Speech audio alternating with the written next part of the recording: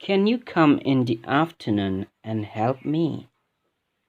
Nang nungtinda laaga aibu iteng pangbiba ngamgadra? Yes, I can. Hoy, ngamgani.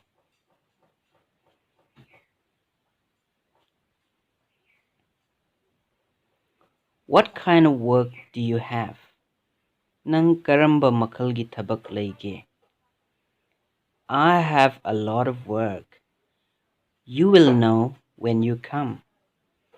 Ay tabak yam lay nang laakanda khangani. At what time will you come?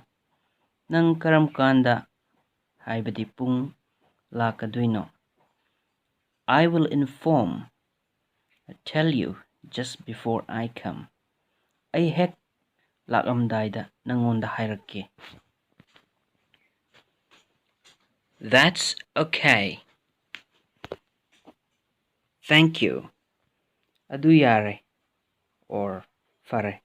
Tagachari. Then okay. Bye. See you soon. Adudi pare. Bye bye.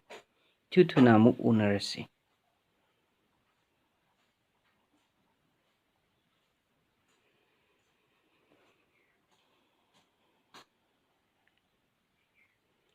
Phone rings. Jasmine. Hello, this is Jasmine. Whom do you want to talk to? Hello, si Jasmine ne. Kanaga wari sana ningino. John. Hi, Jasmine. 10. Hi, may I know who is speaking or on the line? You sound like John. Kanano phone pairise? Khangba yazagadra.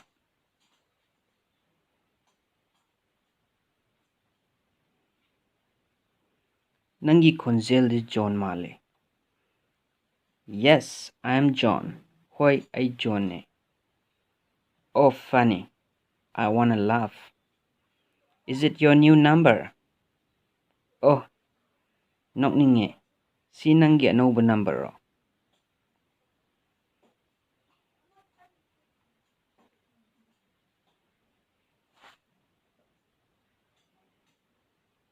No, it's my mom's number.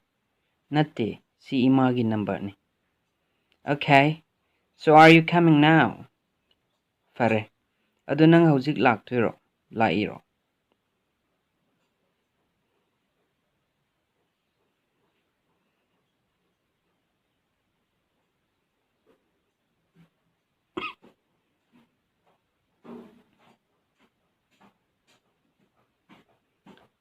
I'm so sorry, Jasmine. I am soikre, natralankre. Why sorry? What happened? I can hear people speaking near you. Karigilan ba? Or soy ba? Kaidawrage? Nangi nanakta mi ngang ba itaye?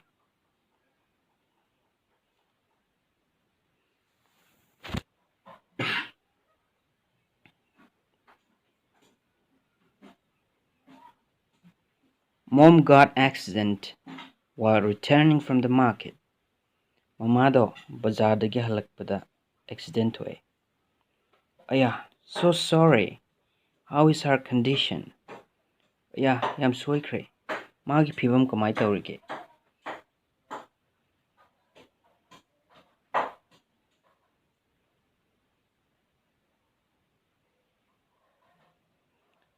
Don't know exactly, but she's in the operation theater. Chap chabi di khangde. Adubu ma operation theater da lay. Ash, so sad. Which hospital? Ash, yam nuaiti. Karambo hospital dano.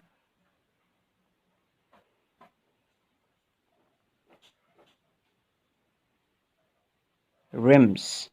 Rims. Okay, she'll be alright soon. I'm coming now. See you. Fare, matuna parani. Ay hauzik laani. Unarase.